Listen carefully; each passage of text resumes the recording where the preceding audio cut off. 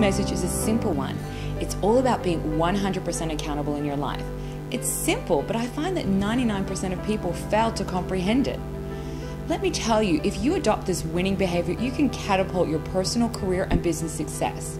But first, imagine a world where there is no blame, finger pointing, excuses, procrastination, acting confused, playing helpless, or doing just enough to get by. What a wonderful world that would be. And that's a world where people are 100% accountable in their lives. Accountability means more than just doing life.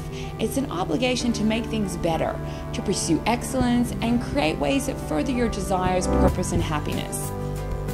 I want to give you a recent example of where I rented a car for 6 weeks from an airport location.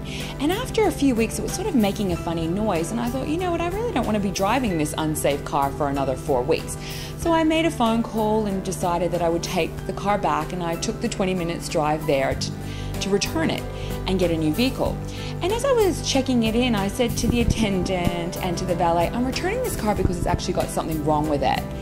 Next thing I notice, nobody's writing anything down, and the car actually gets driven away, and it looks like it's going out to the lot just to be rewashed and put back out for somebody else to rent it. So I go to the counter and I specifically say, I returned the car because there's something wrong with it, and I really don't know if anything's being done about it. And the woman, all she said was, well, did you tell them out there? And I said, well, yes, I did, but now I'm telling you. So that was 3 people, and not one of them was willing to take responsibilities and be proactive. And, you know, the next thing I got a survey where I repeated the story and I got no response. So that's potentially 4 people all ignoring valuable customer service feedback. And you know what? In my opinion, these types of companies deserve not to have our business because they don't want to take any responsibility, either personally or for their business. Now, I want to share a little story with you. This is a little story about 4 people named everybody, somebody, anybody, and nobody. There was an important job to be done, and everybody was sure that somebody would do it. Anybody could have done it, but nobody did it. Somebody got angry about that because it was everybody's job. Everybody thought that anybody could do it, but nobody realized that everybody wouldn't do it. It ended up that everybody blamed somebody, and then nobody did what anybody could have done. Don't be one of these characters. Be the body that makes a difference. So how can you be part of the 100% accountable revolution? Well, first of all, you've got to rise above circumstances, including the roles you play, what's outlined in your job description, fears, and the tendency to want to run away as far as possible from any responsibility when things come up. Instead, think, I'm going to be proactive and recognize issues and solve them in responsible, intelligent ways. It doesn't matter where the challenge comes from. It might be yours or it might be someone else's. The crucial question is, what am I going to do about it? Wouldn't it be refreshing if everybody did that? And wouldn't it be great if someone took the same approach to a problem you may have created? I'm going to give you some examples of being accountable at work in your relationships, finances, and health. The aim is for you to gain an understanding from these scenarios and then start applying the principles in your life. And we'll start with work. Now, work is one of the main places where I see accountability go out the window. You know, it's not my job. I didn't know about it. So-and-so did it. It's not my fault. Sorry, I'm late to the meeting. The traffic is heavy. Let's look at what a 100% accountable person would say. They don't say it's not their job. They say, I'd be happy to lend a hand. They don't use an excuse of not having all the information or not doing something. They say, now that I know, I'll get right onto it. They don't lay fault. They say, how can I help fix the situation?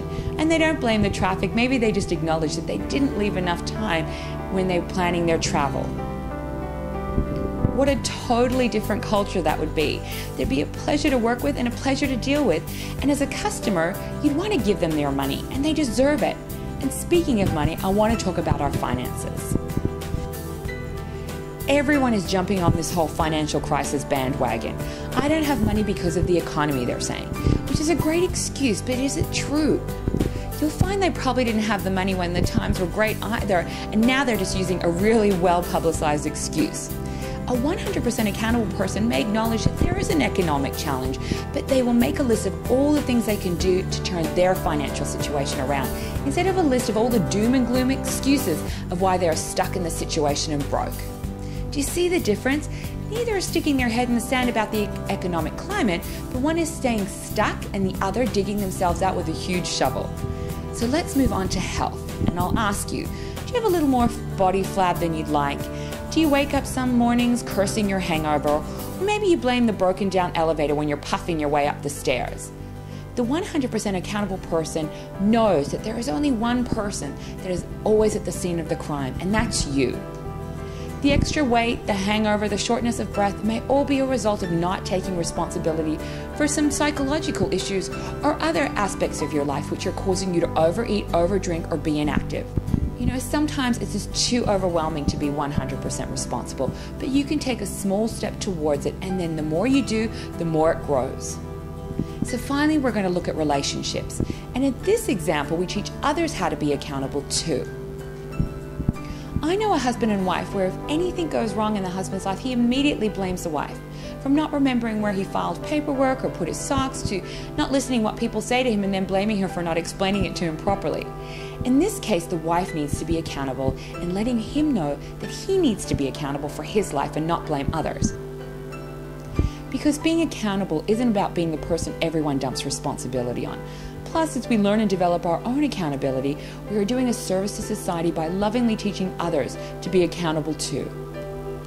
So I encourage you to be courageously accountable. It's a leap that will change your life and the world around you. I'm Madisen Harper, and I'm wishing you an abundance of health, self, and wealth. Until next time.